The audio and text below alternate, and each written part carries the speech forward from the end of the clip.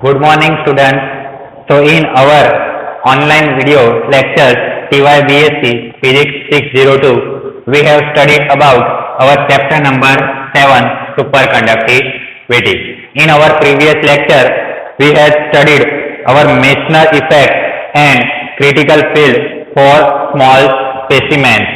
So now, today's lecture, we have studied about our thermodynamic effect. In thermodynamic effect, we have studied about our three type of effects. First, latent heat of transaction.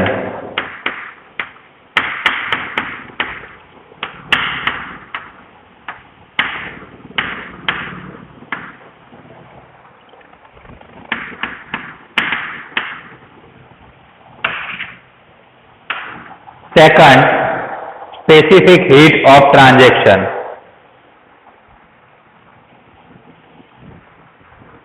Sorry.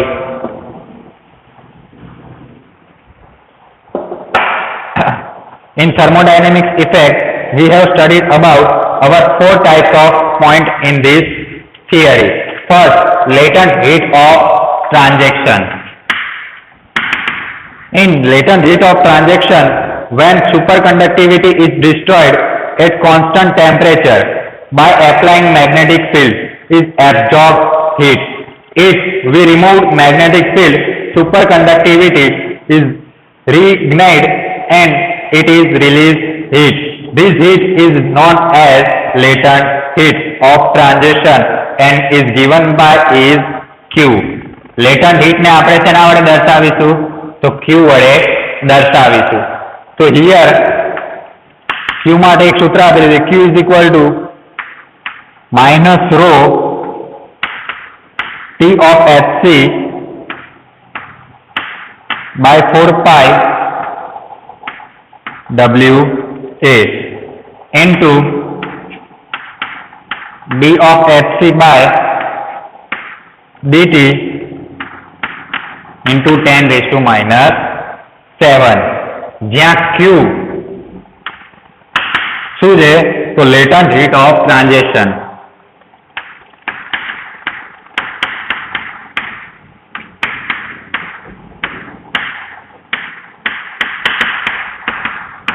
Transaction છે.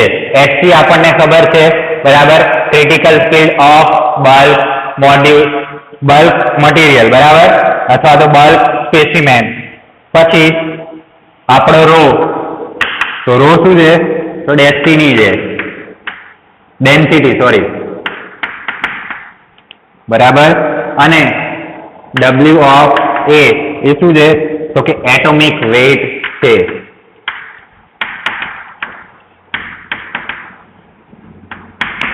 બરાબર. તો આ હતું latent heat ની અંદર જે latent heat માટેનું જે સૂત્ર છે, બરાબર, લેટન્ટ હીટ ઓફ ટ્રાન્ઝેક્શન માટેનું જે સૂત્ર છે is equal to minus rho into T. T temperature, HC. HC શું છે? તો કે ક્રિટિકલ ફિલ્ડ માટે, critical field of bulk specimen, બરાબર, capital H of C. 4 pi તો constant, W of A atomic weight, HC T અને 10 raised to minus 7, બરાબર. તો આ થઈ ગઈ લેટન્ટ હીટ ઓફ ટ્રાન્ઝેક્શન માટેનું સૂત્ર, બરાબર. તો લેટન્ટ હીટ ઓફ ટ્રાન્ઝેક્શન માટેનું સૂત્ર ની અંદર વાત છે કે જ્યારે સુપરકન્ડક્ટિવિટી ડિસ્ટ્રોય થઈ જાય છે અને એ સતત કોન્સ્ટન્ટ ટેમ્પરેચર આપવામાં આવે છે, ત્યારે શું થાય છે? તો કે મેગ્નેટિક ફિલ્ડના લીધે એની જે હીટ છે તે શોષાઈ જાય છે, બરાબર. હવે જ્યારે આપણે મેગ્નેટિક ફિલ્ડ રિમૂવ કરીએ અને સુપરકન્ડક્ટિવિટી ફરીથી આપીએ ત્યારે તે હીટ રિલીઝ થવા લાગે છે, જેના કારણે લેટન્ટ હીટ એ ટ્રાન્ઝેક્શન ની અંદર ઉત્પન્ન થાય છે. એટલા માટે લેટન્ટ હીટ ઓફ ટ્રાન્ઝેક્શન નું સૂત્ર આપણે અહીંયા મેળવ્યું અથવા તો આપણને આપેલું છે. તો Q is equal to minus rho into T into capital Hc by 4 pi into W A into D of Hc by dt into 10 raised to minus 7, where Q is equal to latent heat of transition, rho is equal to density and W of A is equal to atomic weight થાય છે, બરાબર. તો આ એનો પહેલો મુદ્દો હતો. હવે ત્યારબાદ આપણે તેના બીજા મુદ્દાની વાત કરીએ તો તેનો બીજો મુદ્દો છે સ્પેસિફિક हीट बराबर स्पेसिफिक हीट ની વાત કરીએ તો it is found that just below the critical temperature of a superconductor the specific heat is discontinuously higher. The specific heat of tin T of C is equal to 3.73 degree Kelvin. Above the critical temperature is 1.9 cross 10 raised to minus 4 W into S by G into degree Kelvin. And the below critical temperature is 2.79 into 10 raised to minus 4 W into S upon G into degree Kelvin as shown in figure. બરાબર. તો આના માટે આપણને એક આલેખ આપેલો છે.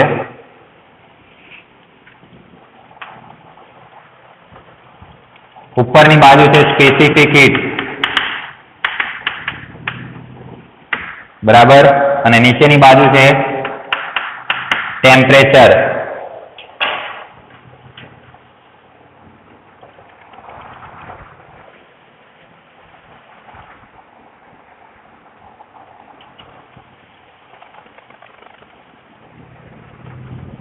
Temperature ની અંદર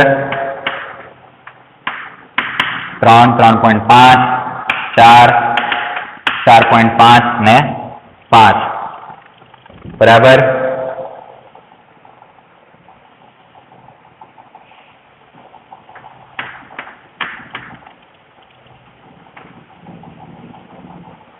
હવે જો આ રીતનું આપેલું છે એટલે એનો કહેવાનો મતલબ એવો થાય છે કે જ્યારે તેની સ્પેસિફિક હીટ અથવા તો તેનું ટેમ્પરેચર વધારે છે બરાબર અથવા તો ઓછું છે, જ્યારે તેનું ટેમ્પરેચર વધારે છે ત્યારે તેનું સ્પેસિફિક હીટ કેવી છે તો કે ઓછી મૂલ્યાંકન થાય છે.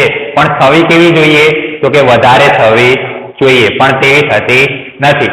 હવે જ્યારે તેનું ટેમ્પરેચર 3.5 આપણે જોઈએ તો 3.5 માં જેટલું ટેમ્પરેચર છે, ધ્યાન આપો અહીંયા કે 3.5 માં જેટલું ટેમ્પરેચર છે એટલું જ ટેમ્પરેચર આપણને 4 માં દેખાય છે અથવા તો 4 થી વધારેમાં દેખાય છે બરાબર.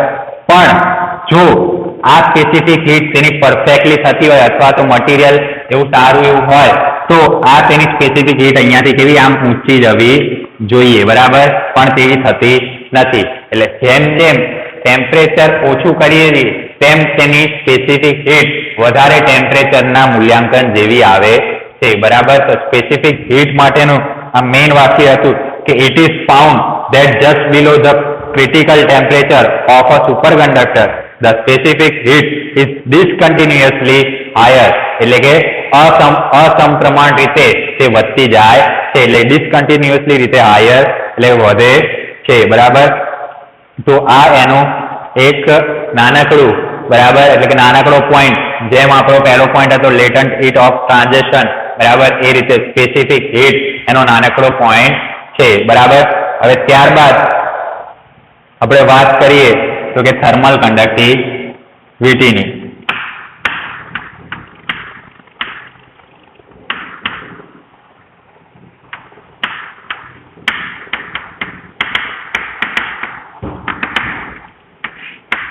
Thermal conductivity.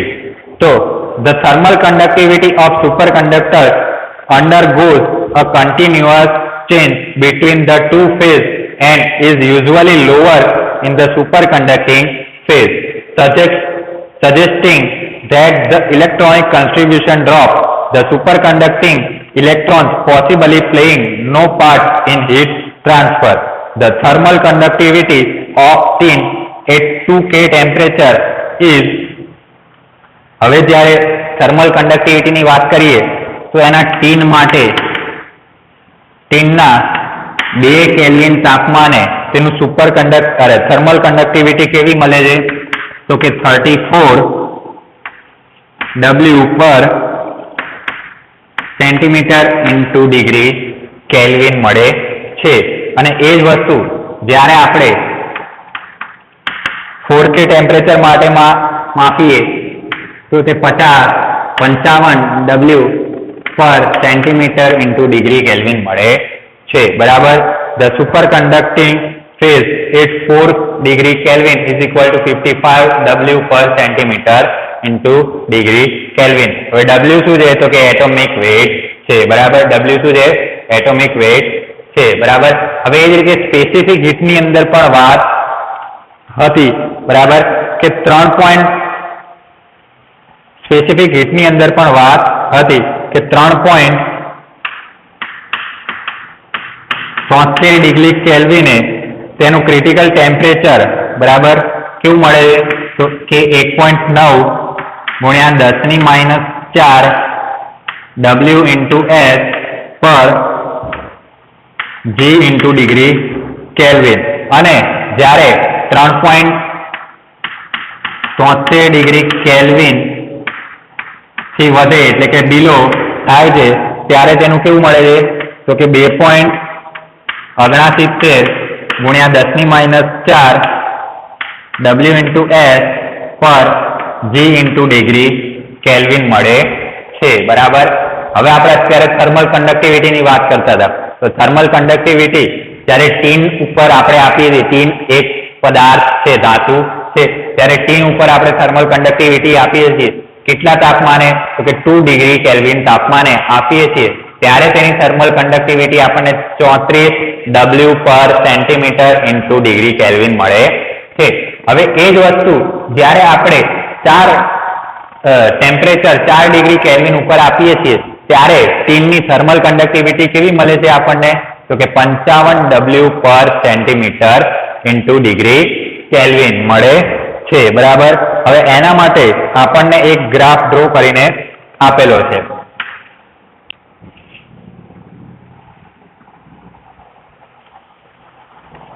ઉપરની સાઈડ આપણને થર્મલ કન્ડક્ટિવિટી આપેલી છે,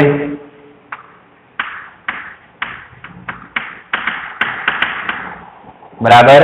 અને નીચેની સાઈડ આપણને ટેમ્પરેચર કેલ્વિનમાં આપેલું છે, બરાબર.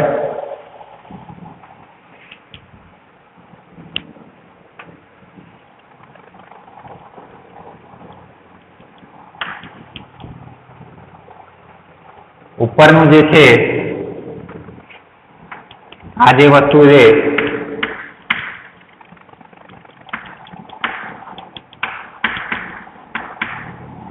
એ નોર્મલ સ્ટેટ માટેની વાત છે, બરાબર.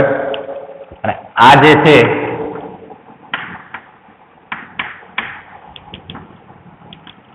એ સુપર કન્ડક્ટિંગ સ્ટેટ માટેની વાત છે.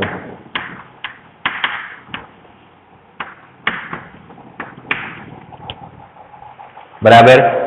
હવે જ્યારે આપણે સુપર કન્ડક્ટિંગ સ્ટેટમાં જેમ ટેમ્પરેચર વધારતા જઈએ છીએ, બરાબર, તેમ તેની થર્મલ કન્ડક્ટિવિટી વધતી જાય છે. અને નોર્મલ સ્ટેટમાં જેમ આપણે તેનું ટેમ્પરેચર વધારતા જઈએ છીએ તેમ તેની થર્મલ કન્ડક્ટિવિટી કેવી થાય છે? તો કે ઓછી થતી આપણને જોવા મળે છે. અને એક સમય એવો આવે છે કે જ્યારે થર્મલ કન્ડક્ટિવિટી એ નોર્મલ સ્ટેટ માટે અને સુપર કન્ડક્ટિંગ સ્ટેટ માટે સરખી થઈ જાય છે, જે આપણને ગ્રાફની અંદર બતાવેલી છે, બરાબર. તો આ હતું થર્મલ કન્ડક્ટિવિટી માટેનું આપણું સૂત્ર અને એનો ગ્રાફ, બરાબર. તો સૌથી પહેલા આપણે શું જોયું? તો કે થર્મલ કન્ડક્ટિવિટી માટે જ્યારે આપણે ટીનનો ઉપયોગ કરીએ છીએ ને ટીન માટે આપણે 2 ડિગ્રી કેલ્વિન તાપમાને થર્મલ કન્ડક્ટિવિટી શોધીએ છીએ, બરાબર, ત્યારે આપણને થર્મલ કન્ડક્ટિવિટી કેવી મળે છે? તો કે 34 W per centimetre into degree kelvin. અને એ જ વસ્તુ જ્યારે આપણે 4 ડિગ્રી કેલ્વિને આપણે કરીએ છીએ તો તેના માટે આપણને thermal conductivity 55 W per centimetre into degree kelvin મળે છે. અને એનો આપણને અહીંયા નોર્મલ એક ગ્રાફ બતાવેલો છે કે જો નોર્મલ સ્ટેટ હોય, બરાબર, કે જ્યારે ટ્રાન્ઝેક્શન ટેમ્પરેચર લાગતું હોય, બરાબર, ત્યારે ટેમ્પરેચર જેમ વધે, બરાબર, આ બાજુ જાય એટલે ટેમ્પરેચર વધે.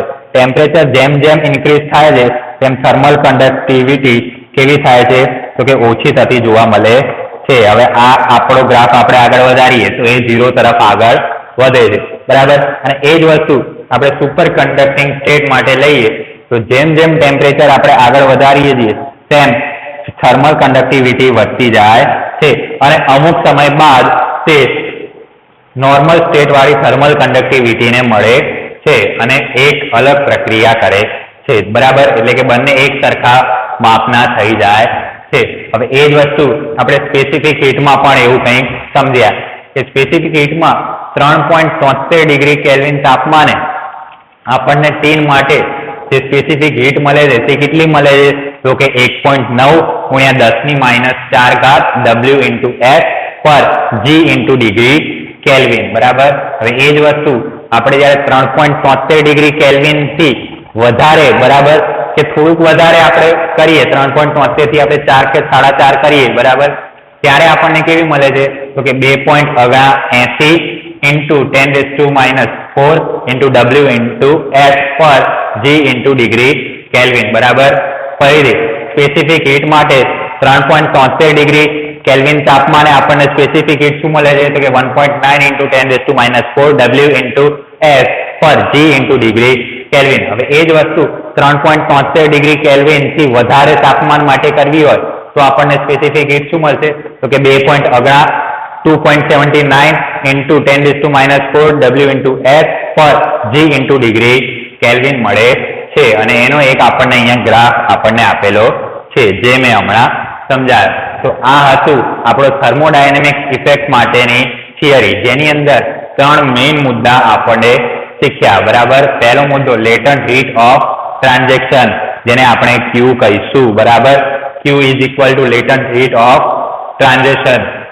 Q ઇઝ ઇક્વલ ટુ આપણને સૂત્ર આપેલું છે Q is equal to -ρ into T into Hc upon 4 into WA into dHc by dt into 10⁻⁷ જ્યાં Q શું છે આપણી લેટન્ટ હીટ ઓફ ટ્રાન્ઝેક્શન છે બરાબર.